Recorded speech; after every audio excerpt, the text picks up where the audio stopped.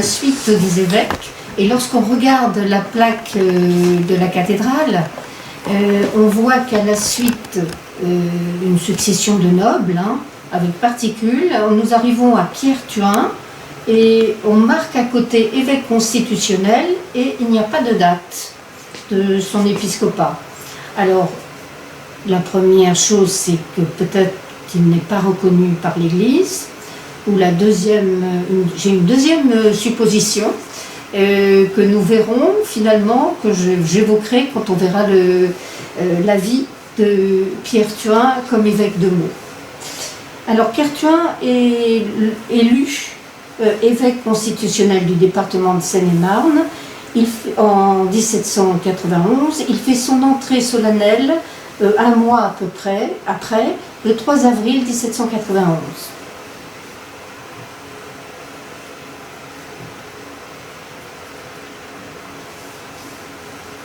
Alors la garde nationale, les autorités officielles de Meaux du département, ainsi qu'une foule de Meldois l'accueillent, mais les chanoines de la cathédrale sont absents, ainsi que la plupart des curés et même une grande partie des fidèles.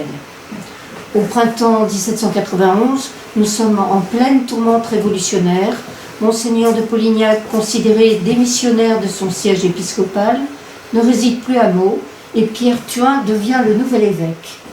Qui est Pierre Thuin?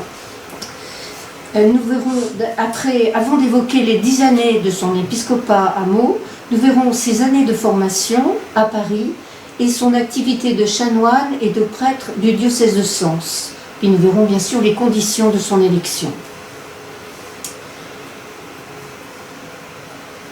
Alors, Pierre Thuin est né le 28 février 1731 à Montreux-Fautillonne, qui appartient alors au diocèse de Sens. Il vient d'une famille de marchands relativement aisée et fait ses études à Chaumes, puis à Paris au Collège des Grassins. Vous avez ici tout ce qui reste du Collège des Grassins, une porte, une ancienne porte. Le Collège des Grassins était sur la montagne Sainte-Geneviève, tout près de Saint-Étienne-du-Mont, à une rue de Saint-Étienne-du-Mont. C'était un collège, un des plus importants collèges fondés au XVIe siècle pour 18 boursiers du diocèse de Sens. Et l'homme de lettres Chamfort y est élève en 1755, à peu près en même temps que Thuin fréquente ce collège, parce qu'il y restera longtemps.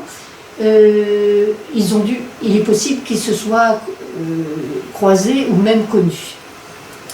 Thuin, je reviens à Thuin, bachelier très vite en droit civil et en droit canonique. Thuin obtient un prieuré, Saint-Nicolas de Vendeuvre, près de Nancy, ce qui lui permet de continuer ses études supérieures à Paris. À 20 ans, en 1751, il est ordonné diacre à Sens et il est nommé la même année chanoine de la collégiale de Notre-Dame de Montreux, tout en poursuivant des études à Paris où il est encore à 25 ans, où on le retrouve encore au Collège des Grassins. Par contre, je n'ai pas retrouvé la date de son ordination presbytérale. Sans doute un an après de son ordination diaconale, donc à peu près à 20-21 ans. On peut supposer qu'il était prêtre à ce moment-là. En 1769, il a 38 ans, il résigne son canonicat et devient curé de Saint-Maurice de Montreux, sa ville natale. Alors voilà la ville de Montreux. Le quartier, ici la ville ancienne se trouve ici, au carrefour de Lyon et de la rivière de Lyon et de la Seine. Vous avez ici donc la collégiale Notre-Dame, où il a été chanoine pendant 18 ans. Et puis ensuite, de l'autre côté, dans les faubourgs, l'église Saint-Maurice, où il a été curé, n'existe plus, mais il reste le nom du faubourg Saint-Maurice, donc je suppose que son église devait être, où il a été pendant assez long, une vingtaine d'années, devait être dans ce secteur-là. Voilà la collégiale Notre-Dame, qui est toujours en place, et Saint-Maurice, donc je n'ai pas d'image. Il faut savoir que donc pendant 21 ans, il se fit aimer de ses paroissiens, par la douceur de son caractère, par sa générosité, poussant même cette dernière qualité à son excès. de sorte qu'il s'est endetté. Toute sa vie, Thuin sera poursuivi par des dettes. Et plusieurs historiens ont montré quand même la pauvreté de certains curés de l'Ancien Régime. En dehors des nobles qui avaient de hautes fonctions dans l'Église, souvent les curés de paroisse vivaient avec ce qu'on appelait la portion congrue et donc très peu de revenus. C'est à cette époque, lorsqu'il est curé de Saint-Maurice de Montereau, qu'il fait faire son portrait. C'est celui que nous avons ici. Dans un ovale, vous voyez un portrait en buste de 3/4. Thuin est représenté avec sa soutane de curé, hein, il n'est pas en tenue d'évêque, avec le rabat noir, portant perruque, le demi-sourire et le bréviaire sous le bras. L'allure d'un terrien, le portrait, je cite Pierre Thuin, d'un bon vieux curé de campagne qui a blanchi sous le harnais et qui ne désire tant que de voir tout le monde content et heureux, comme il se définira lui-même dans un document adressé au comité ecclésiastique de l'Assemblée nationale en mai 1790.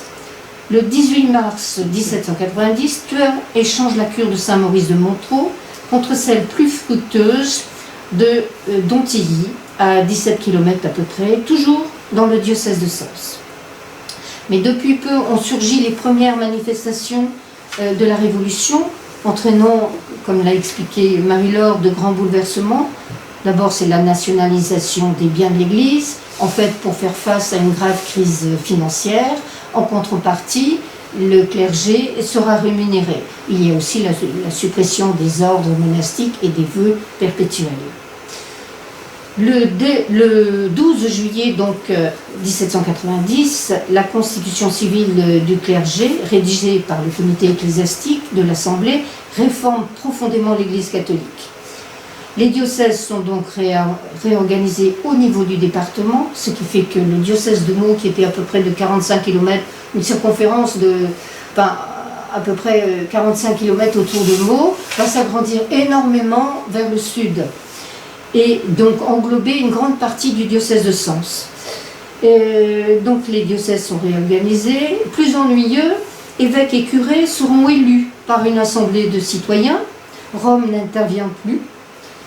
Ils seront rémunérés par l'État et, encore plus grave, ils devront prêter serment à la nation, à la loi et au roi. C'est le serment qui va entraîner une profonde division dans l'Église entre assermentés ou jureurs et réfractaires. Mais il faut savoir quand même que la proportion de gens qui vont prêter, de prêtres qui vont prêter le serment est énorme. 80% dans le diocèse de Sens, 63% dans le diocèse de Paris et 59% pour le diocèse de Meaux. Louis XVI accepte à contre-cœur donc la constitution civile du clergé. Nous avons vu que Camille de Polignac va la dénoncer et le pape aussi se prononcera très tard, après Camille de Polignac, le 10 mars 1791. Il faut savoir que ne pas prêter serment, c'est se condamner à l'exil, en tout cas à ne plus avoir de revenus.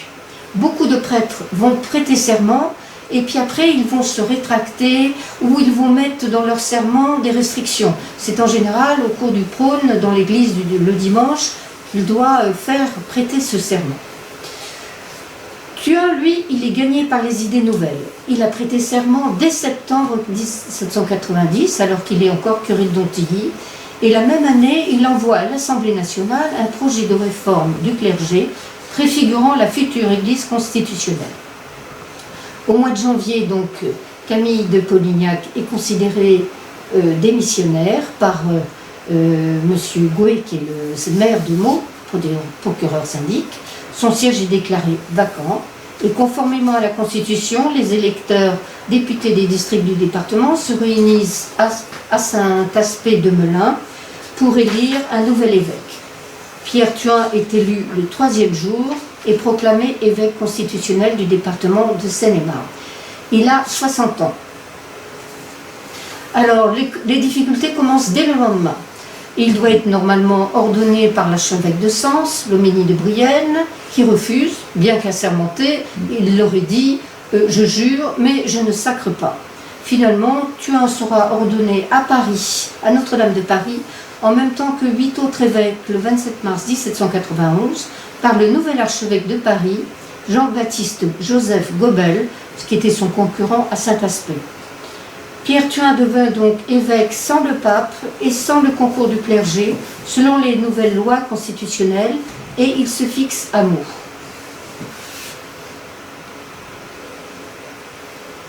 Voilà. Nous avons ici un tableau qui provient du musée Bossuet, merci aussi à Denis Vassig. La cathédrale, c'est un tableau de Georges Gassy, le père de l'historien. C'est un tableau qui représente l'église de Verne. La cathédrale devait avoir à peu près 20 ans auparavant, une trentaine d'années avant, pendant la Révolution. Le 3 avril 1791, Pierre Thuin fait son entrée solennelle à Meaux. Alors, Alain Durieux a évoqué ces entrées différentes entre les prédécesseurs de Thuin et Thuin lui-même. Le prélat arrive par la porte Cornillon, il est accueilli par le directoire de Meaux au grand complet, la garde nationale, les représentants des différents districts. Il arrive dans une voiture de louage, il se présente en vêtements violets achetés à crédit et la bourse si plate qu'un officier municipal de la ville lui prête de l'argent pour payer le cocher. Lors des premiers discours, avant d'entrer dans la cathédrale, Thuin, pressentant les nombreuses difficultés qui l'attendent, supplie son troupeau, je le cite, de rester unis par le cœur, lors même si les esprits sont divisés. À la cathédrale, le chapitre est absent, puisqu'il n'y en a plus, ainsi que les professeurs et les jeunes prêtres du séminaire. Un détachement de la garde nationale va essayer de les chercher, et en vain, les séminaristes et les prêtres resteront dans la chapelle du séminaire. La lecture des bulles est remplacée par celle des procès-verbaux d'élection. Dès le lendemain, l'évêque va organiser son diocèse. Il y a 4 objectifs. La ville à desservir, la curie épiscopale, c'est-à-dire son entourage, à constituer, le séminaire à réformer et le diocèse à organiser. Le tout dans le cadre défini par la Constitution civile. La ville à desservir. Alors là, c'est une grande révolution. Selon la loi, il fallait maintenant désormais, par souci d'économie, toujours, il faut bien penser que les prêtres sont rémunérés par l'État, il fallait supprimer toutes les paroisses. Une seule paroisse suffisait pour 6 000 habitants. Donc c'est à peu près le cas de Meaux à la Révolution qui a entre 6 000 et 8 000 habitants. Donc toutes les paroisses de Meaux, vous voyez les points rouges, vont être supprimées au profit d'une seule paroisse nouvellement créée, qui est la cathédrale. La cathédrale qui était jusqu'alors l'église de l'évêque et du chapitre, où on venait simplement pour des grandes fêtes, tout ce qui fait la vie ordinaire du chrétien, les baptêmes, les mariages, les enterrements, tout se faisait dans les paroisses. Donc toutes les églises que vous voyez en point noir, c'est-à-dire au nord, vous avez à gauche, c'est Notre-Dame de Chage, à droite Saint-Thibault, au centre, à gauche, vous avez l'église Saint-Rémy, plus en dessous, vous avez à droite Saint-Christophe, dans le quartier du marché, vous avez Saint-Martin et plus au sud Saint-Saintin, et dans le faubourg Saint-Nicolas, vous avez Saint-Nicolas qui était dans le prieuré Sainte-Céline et qui ne correspond, ce n'est pas l'église des Cordeliers actuelle, l'actuelle Saint-Nicolas. Ces églises sont fermées, elles le seront définitivement, puisque nous n'avons aujourd'hui plus aucune trace de ces églises. Seuls les registres paroissiaux sont récupérés et vous les trouvez aux archives municipales.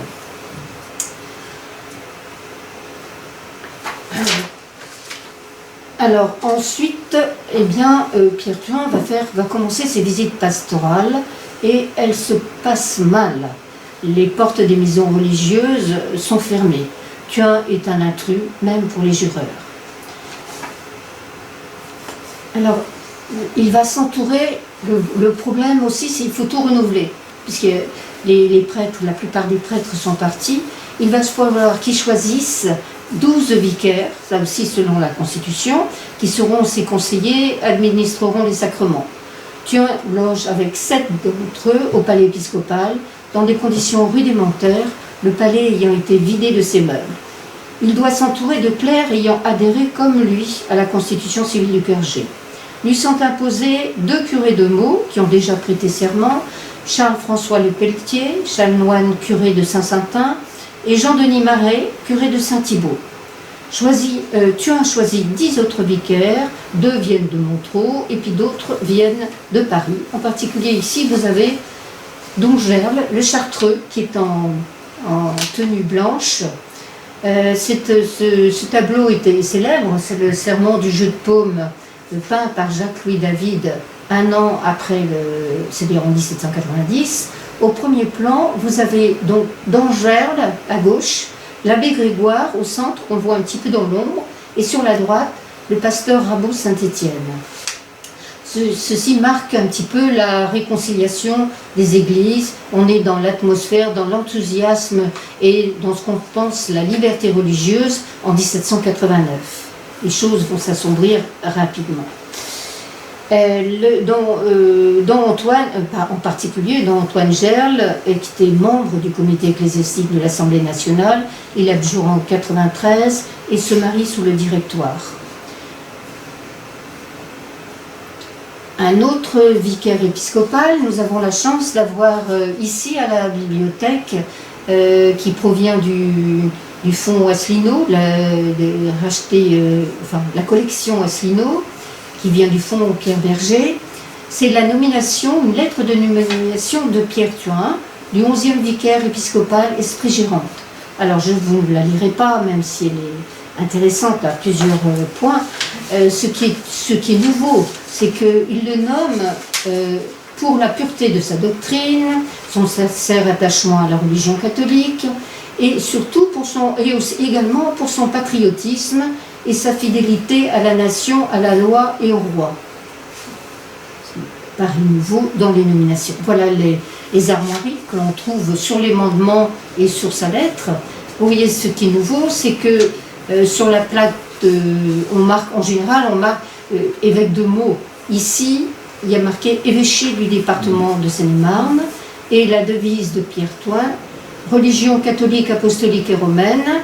Donc, en dépit de ses choix, il veut quand même trouver une authenticité, enfin se justifier, et il marque apostolique, bien sûr, successeur des apôtres, et romain, donc se rallier au pape. La signature de Pierre Thuin est un peu alambiquée, surtout en dessous, on voit ce qui est nouveau, évêque du département, évêque du département de Seine-et-Marne. D'autres vicaires, il y aura celui qui signe, en particulier en bas, sur la gauche, tout à fait en bas, le secrétaire Simon-Nicolas Guyardin. Il était originaire de Haute-Marne, mais surtout il est entré chez les oratoriens et il enseigne à Juilly, au début de la Révolution. Il seconde l'évêque jusqu'à la suppression des vicaires épiscopaux.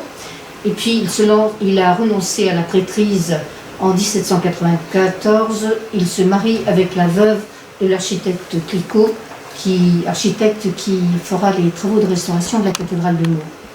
Il poursuit une carrière administrative à Melun. Il est député en 1815 pour la Chambre des 100 jours. Il s'installe enfin à Fontainebleau et meurt en 1842 dans des sentiments chrétiens.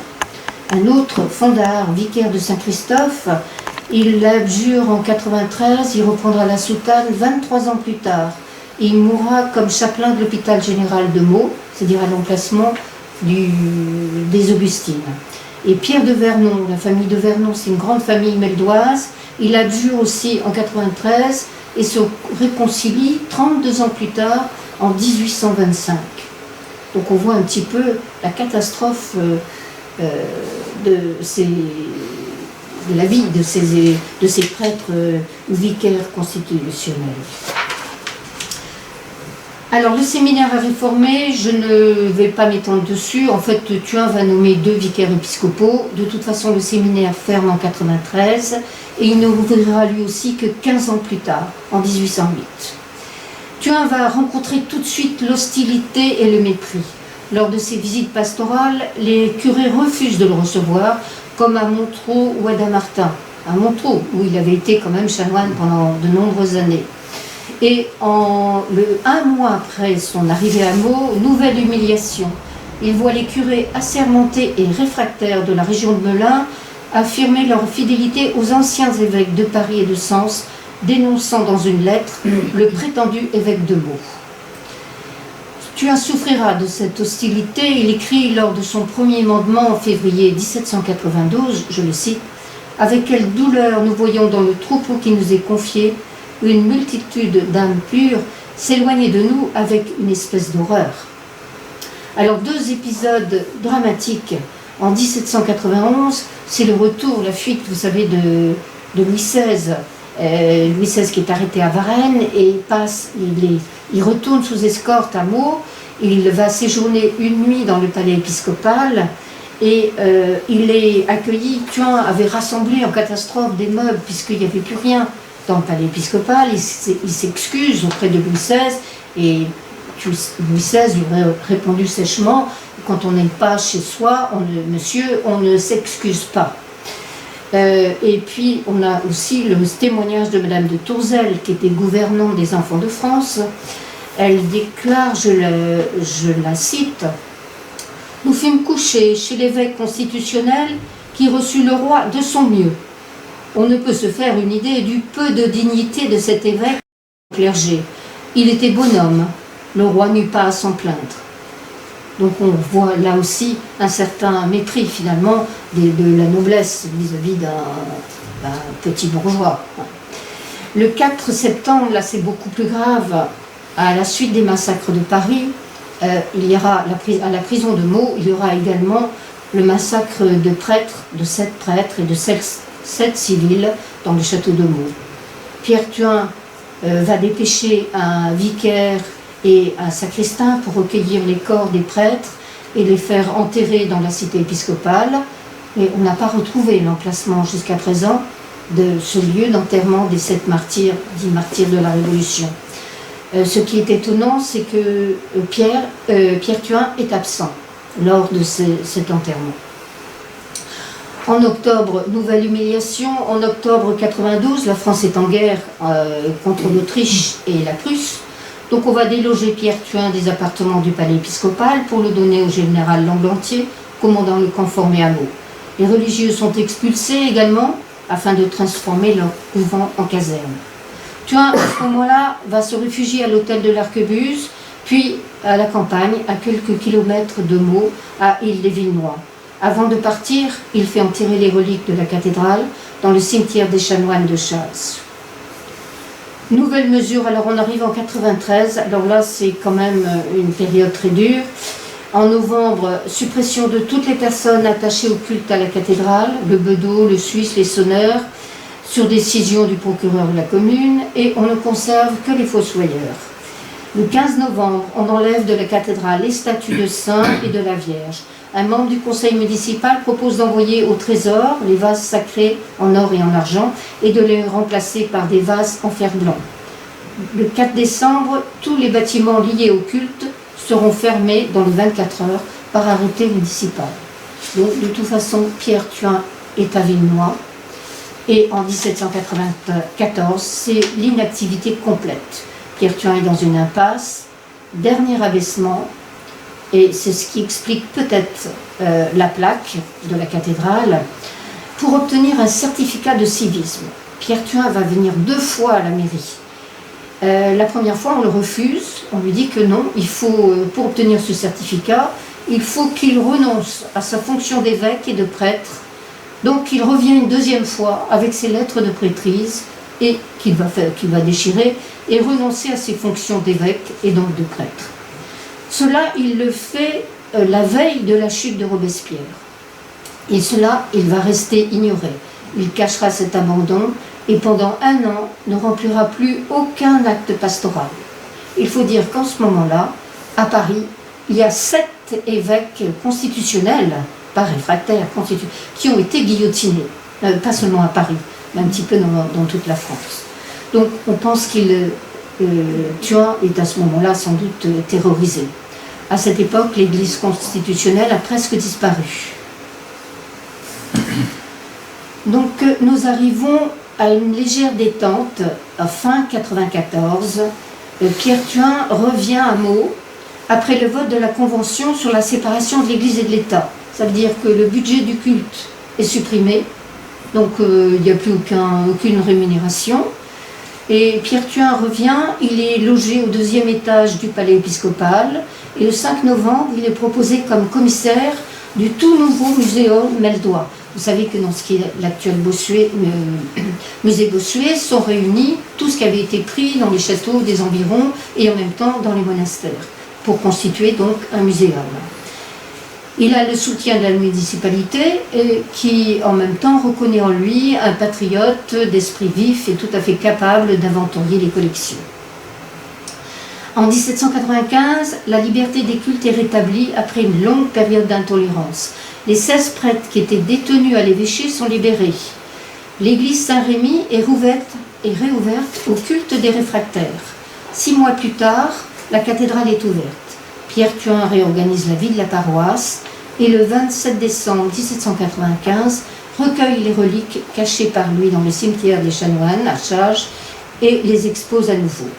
En 1796, on n'a pas trop d'indications, on sait que Pierre Thuin est en fait curé de la cathédrale. L'activité en 1797 est un petit peu plus connue. J'ai oublié les dernières années. La grande préoccupation avec la tolérance qui revient, la grande préoccupation de cette époque est de réunir un concile national pour réorganiser l'Église de France après la Terreur. C'est sous l'impulsion en particulier de l'abbé Grégoire. Pierre Thuin est il est actif à ce moment-là. Il doit exercer la fonction de métropolitain, puisque Gobel, l'archevêque de Paris, a été assassiné. Beaucoup d'évêques ont abdiqué de la province, donc finalement c'est lui le plus âgé qui va prendre, non pas en charge, mais qui va essayer un petit peu d'organiser ce concile national. Il aura lieu le 15 août 1797 avec 6 sessions, 26 évêques y sont présents et 46 prêtres représentant les diocèses sans évêque. Thuin a convoqué ce concile et y participe. L'évêque de Paris est élu, mais il ne fera rien sans tant qu'il s'est fourvoyé. Donc nous arrivons maintenant au Concordat, le 20 juillet 1801. Pierre Thuin démissionne comme monseigneur de Polignac et monseigneur de Barral, nommé par Bonaparte, investi par le pape Pie VII, devient le premier évêque concordataire de Meaux le 9 avril 1802. Donc nous arrivons, je lis maintenant très vite, aux dernières années de Pierre Thuin. Pierre Thuin, en fait, il dessert encore la cathédrale avec des vicaires qui seront gardés après le Concordat.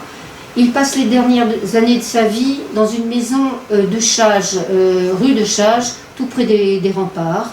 Il est malade et sans ressources. Le 2 juin 1803, une lettre de l'évêque Monseigneur Barral décrit Thuin dans une situation de très grande pauvreté. Thuin refuse l'aide financière que Monseigneur de Barral lui propose. Il dira même autant faire profiter de cet argent un père de famille qui peut être dans la gêne. Il ne faut pas oublier que Pierre Thuin aussi a eu le souci des pauvres. En 1792, en accord avec la municipalité, il fait créer un bureau de charité et de secours. À partir de 1804, il ne sort plus de chez lui. Il reçoit quand même la visite de quelques anciens curés constitutionnels. Il meurt le 29 janvier 1808, réconcilié avec l'Église depuis le 24 novembre 1807. Monseigneur Paul de Faudoas, nommé nouvel évêque de Meaux, permet que l'on mette sur son cercueil ses insignes sacerdotaux. Où est-il enterré? On ne le sait pas. Son enterrement, en tout cas, a lieu dans la cathédrale et on a le discours du vicaire général Camus aux obsèques de Pierre Thuin dans la cathédrale. Il rappelle la période finalement, il est difficile de juger Pierre Thuin dans une période révolutionnaire très violente. En ces temps de troubles, de ténèbres, d'erreurs, de désolation, auxquels M. Thuin eut l'inattendu courage de recevoir ce dangereux honneur, il s'agit de la dignité d'évêque, Gardons-nous de scruter avec une inflexible sévérité les motifs qui l'y déterminèrent.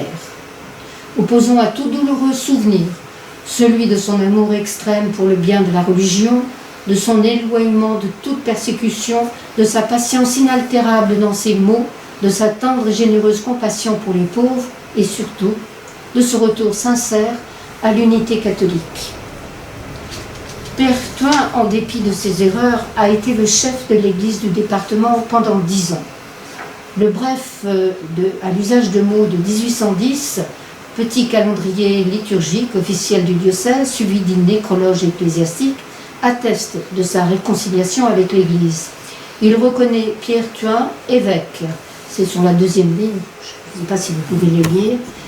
Pierre Thuin, évêque, mort le 29 janvier 1808. Je vous remercie.